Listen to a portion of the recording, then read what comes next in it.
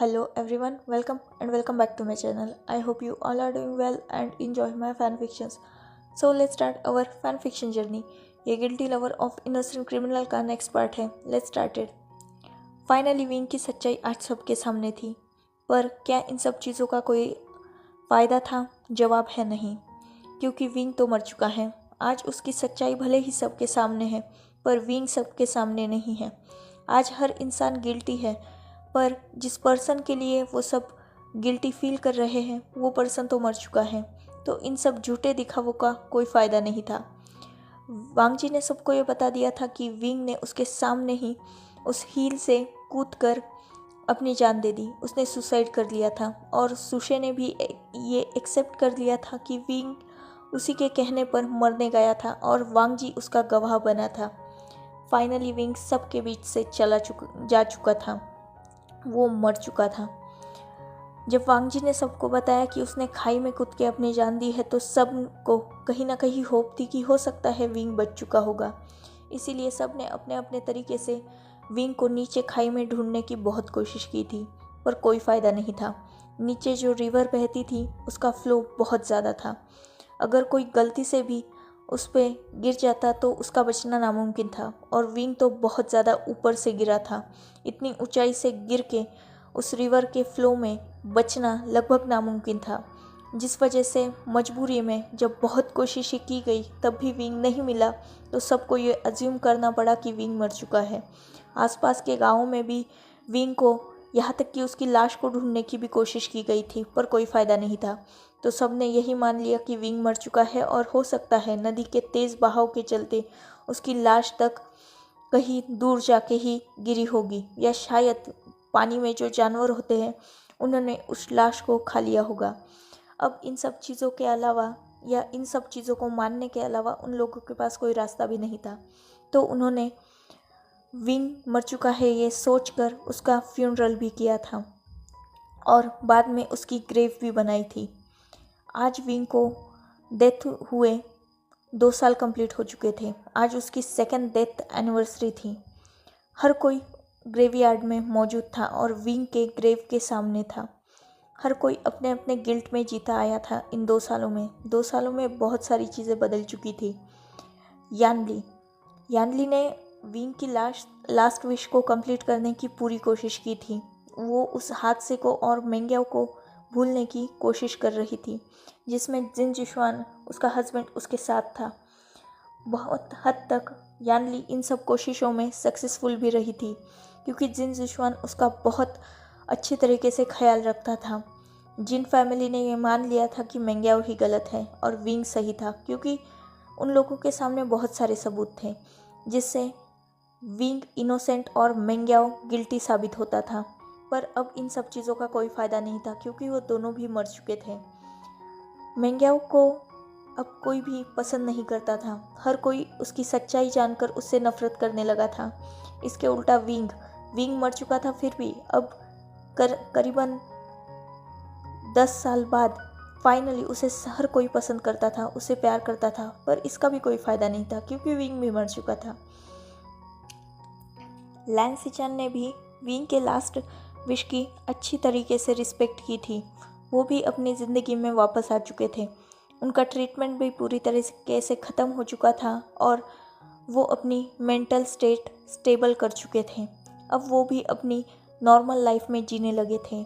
और Jiang Chang, वो wing के मौत के बाद बहुत टूट चुका था, क्योंकि वो विंग की मौत का जिम्मेदार खुद को मानने लगा था. इसीलिए कहीं ना कहीं वो खुद को गिल्टी मानकर ड्रिंक करने लगा था. उसने सब कुछ छोड़ दिया था और वो सिर्फ अपने गम में पीता रहता था. वो बहुत ज़्यादा डिप्रेस्ड रहने लगा था. सबने उसे समझाने की बहुत कोशिश की थी, पर वो बहुत ज़िद्दी था, जिस वजह से वो मानता ही नहीं था.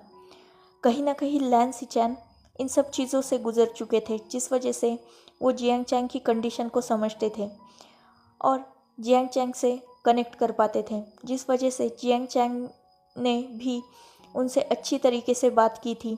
और बाद में लैन सिचैन की हेल्प से वो अपने डिप्रेशन और उस लत से बाहर आ चुका था. अब वो दोनों एक हैप्पी कपल की तरह रहते थे. वो दोनों एक दूसरे से प्यार करने लगे थे। पहले तो उन दोनों में कोई फीलिंग नहीं थी, बस एक दूसरे के हालात सरीके होने की वजह से वो एक दूसरे से अटैच फील करते थे।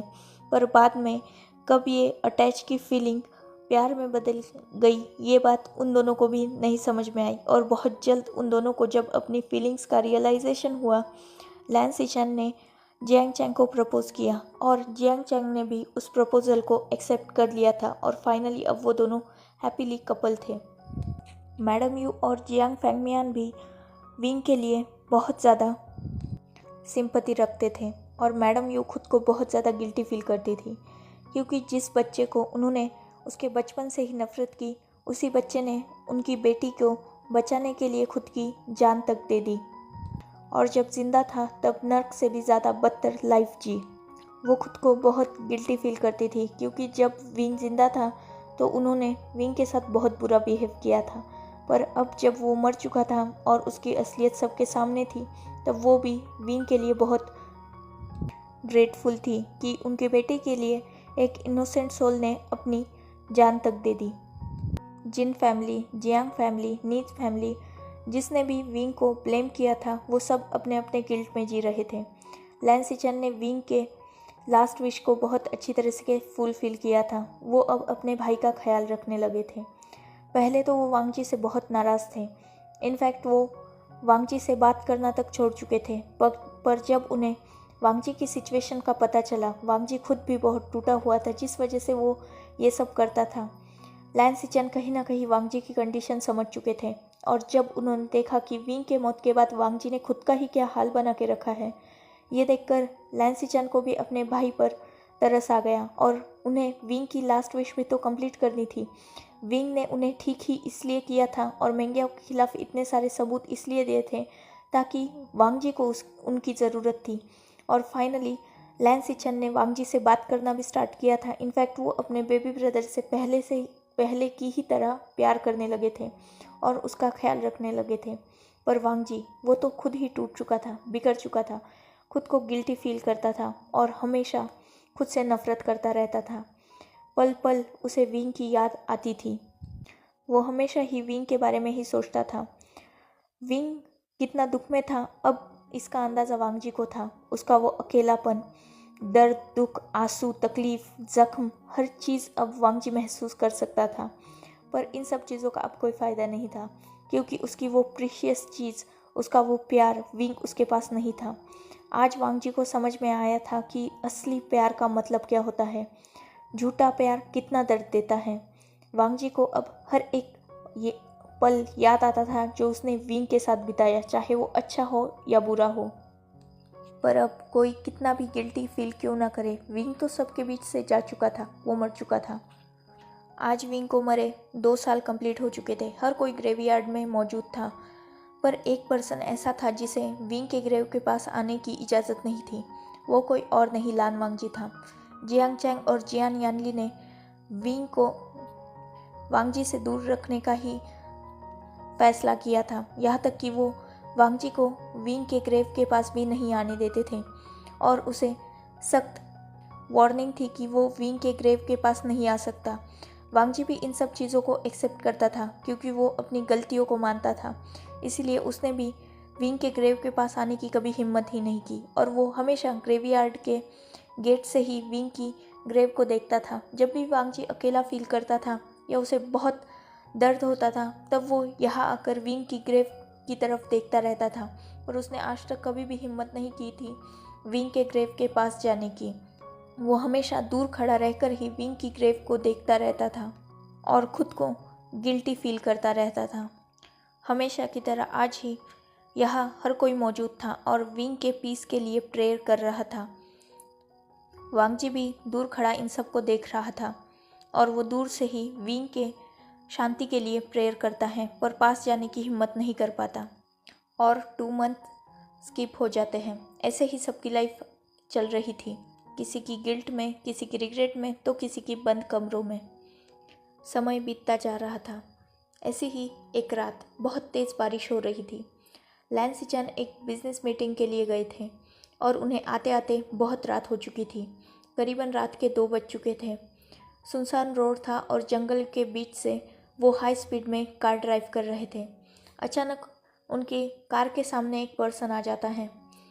बहुत तेज़ बारिश होने की वजह से लैन सिचन उस पर्सन का चेहरा नहीं देख पाते, पर वो पर्सन लैन सिचन के कार के सामने आ गया था। लैन सिचन ने टाइम पे ब्रेक लगा दिया था, जिस वजह से उस पर्सन को कुछ भी नहीं हुआ।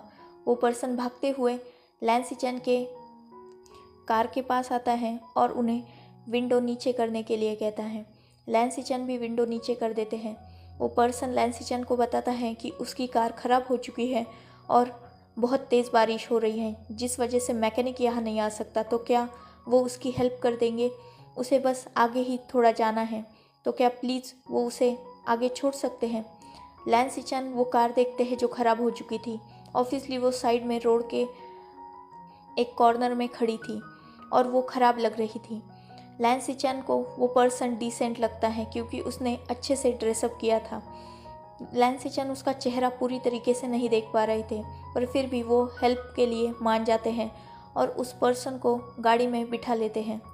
जब वो पर्सन कार के अंदर बैठता है तो कार की उस लो लाइट में लैन सिचन उसका फेस थोड़ा सा देख पाते हैं। लैन सिचन को लगता है कि उन्होंने इस पर्सन को कहीं तो भी देखा है, पर फिर भी उन्हें याद नहीं आ रहा था और बारिश भी बहुत तेज़ हो रही थी। उन्हें निकलना था, जिस वजह से वो कार स्टार्ट करते हैं और फिर से फास्टली ड्राइव करने लगते हैं। करीबन 2 घंटे बाद जब वो जंगल का रास्ता लगभग ख़त्म होने को था, वो पर्सन अचानक कार रोकने के लिए कहता है। एक्चुअली उस जंगल से थोड़ा आगे एक ऑर्फनेज था जहाँ उस पर्सन को जाना था। तो वो पर्सन लैन सिचन को वही रास्ते पे ही उतरने के लिए कहते हैं। लैन सिचन पहले तो थोड़ा शॉक होते हैं क्योंकि वो थोड़ा सुनसान एरिया था, पर फिर भी उन्हें पता था कि यहाँ एक ऑर्फनेज है और वो पर्सन उसी ऑर्फनेज का एड्रेस देकर ही लैन सिचन की कार में बैठा था। तो वो उसे वहाँ उतार देते हैं। लैन सिचन फिर से उसका फेस देखते हैं। उन्हें वो फेस थोड़ा जाना पहचाना लगता है, पर फिर भी वो इन सब चीज़ों को इग्नोर करते हैं, उस पर्सन को छोड़ते हैं और आगे की तरफ अपनी मंजिल की तरफ मतलब घर की तरफ चले जाते हैं। वो पर्सन अपनी जगह मतलब उस ऑर्फनेज में चला जाता है। लैन सिचन लगभग 3 घंटे की ड्राइव करके फाइनली अपने मेंशन पहुंचते हैं। वो मेंशन हमेशा की तरह अंधेरे में डूबा हुआ था। ये लान वांगजी की आदत हो चुकी थी। वो ना खुद का ख्याल रखता था ना किसी और चीज़ का। वो हमेशा रूम में बंद रहना ही पसंद करता था। वो बहुत साइलेंट हो चुका था और पहले से भी ज़्यादा कोल्ड हार्टेड हो चुका था। वो अपनी फीलिंग्स किसी को भी बताता नहीं था, ना किसी के साथ कुछ भी शेयर करता था।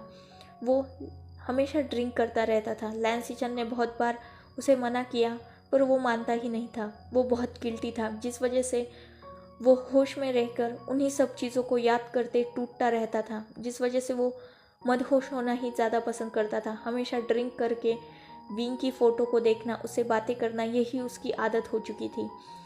वांगजी के पास विंग की एक ही फ़ोटो थी जो उनकी वेडिंग डे की थी, और उसी एक फ़ोटो में विंग लास्ट टाइम मुस्कुराया भी था।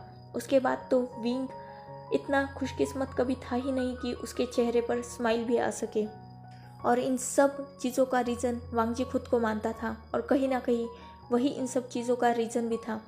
विंग उसी की वजह से मुस्कुराया था और उसी की वजह से वो अब हंसना भूल भी चुका था, क्योंकि विंग को तोड़ने में, उसकी खुशियों को छीनने में सबसे बड़ा हाथ वांगजी का ही था। और वांगजी इन सब चीज़ों को मानता था, जिस वजह से वो खुद को बहुत ज़्यादा ही गिल्टी फील करता था और ऐसे ही अपनी लाइफ जी रहा था। लैन सिचन वांगजी के रूम की तरफ जाते हैं। वो डोर को ओपन करते हैं और अंदर देखते हैं। वांगजी ड्रिंक करते करते वही बेड से लगकर नीचे बैठा हुआ था और वैसे ही सो भी गया था। उसके हाथों में अभी भी वो फ़ोटो थी। लैन सिचन अंदर आते हैं और वांगजी को अपनी बाहों में उठाकर उसे बेड पर अच्छी तरीके से सुला देते हैं और वो उन सारी बोतल्स को उठाकर एक साइड में रख देते हैं। जैसे ही लैन सिचन की नज़र वांगजी के हाथ में रखे फ़ोटो पर जाती है, वो पूरी तरीके से शॉक हो चुके थे। वो उस फ़ोटो को वांगजी के हाथ से छीन लेते हैं और उसे देखने लगते हैं। लैन सिचन को अपनी आंखों पर यकीन नहीं हो रहा था। एक्चुअली लैन सिचन ने विंग को कभी देखा ही नहीं था। उन्होंने सिर्फ विंग की फ़ोटो 1 से 2 बार ही देखी थी, वो भी उनकी फ्यूनरल में, और बाद में उन्होंने वांगजी की हाथ में जो फ़ोटो थी अभी वेडिंग की, वही एक बार देखी थी। उसके बाद उन्होंने विंग को रियल में तो कभी देखा ही नहीं था और फ़ोटो में भी सिर्फ 2 ही बार देखा था, जिस वजह से उन्हें विंग का चेहरा इतनी अच्छी तरीके से याद ही नहीं था। पर आज जब वो वांगजी के हाथ में वो फ़ोटो देखते हैं और उसमें विंग का चेहरा देखते हैं, वो पूरी तरीके से शॉक हो चुके थे। वो कुछ देर वो फ़ोटो ऐसे ही देखते रहते हैं और बाद में वो फ़ोटो वांगजी के पास रखकर ही वो रूम से बाहर आ जाते हैं। वो बहुत गहरी सोच में थे, उन्हें कुछ भी समझ में नहीं आ रहा था और वो बहुत शॉक भी थे। वो नीचे आते हैं और किसी को कॉल करते हैं, उसे कुछ इंस्ट्रक्शन देते हैं और बाद में अपने रूम की तरफ चले जाते हैं। पर वो रात भर सो ही नहीं पाते। उनके आंखों के सामने अभी भी वही सारे फ्लैशबैक्स आ रहे थे। क्या वो सच था या कोई सपना था या वहम था, उन्हें कुछ भी समझ में नहीं आ रहा था। पर वहम होने का कोई भी चांस नहीं था, क्योंकि कहीं ना कहीं उस पर्सन का फेस लैन सिचन ने अच्छी तरीके से देखा था, भले ही क्लियरली नहीं, पर फिर भी उन्हें उस पर्सन का फेस याद था। लैन सिचन बहुत कंफ्यूज थे और वो दूसरे दिन इन सब चीज़ों के बारे में पूरी तरीके से इन्वेस्टिगेशन करने का सोचकर अब सो जाते हैं। बहुत देर तो उन्हें नींद ही नहीं आती, पर वो भी बहुत थक चुके थे। पहले तो बिजनेस मीटिंग और उसके बाद इतनी लॉन्ग ड्राइव के बाद लैन सिचन बहुत ज़्यादा टायर्ड फील कर रहे थे, जिस वजह से सोचते सोचते वो सो ही जाते हैं finally. So enough for today. I am really sorry guys, मैं कल वीडियो अपलोड नहीं कर पाई। एक्चुअली यहाँ बहुत तेज़ बारिश हो रही है और नेटवर्क इशू भी है, जिस वजह से मैं एक तो रिकॉर्डिंग ही नहीं कर पाई, और कर भी पाती तो मैं कंफर्म थी कि अपलोड नहीं कर पाती, क्योंकि परसों भी मेरे साथ ऐसा ही हुआ था, जिस वजह से लेट वीडियो अपलोड हुई थी। I am really sorry once again, क्योंकि मैंने बहुत लोगों से वादा किया था, मेरे प्यारे व्यूवर्स से कमेंट में मैंने बहुतों को बताया था कि वीडियो कल अपलोड हो जाएगी, पर मैं नहीं कर पाई। I am really sorry. Next time मैं कोशिश करूँगी कि मुझसे फिर से ऐसी गलती ना हो। Let's take a break, next chapter in next video. If you like my explanation, like, comment and subscribe my channel. Hopefully you all are enjoying this journey. Goodbye, take care, enjoy your beautiful life.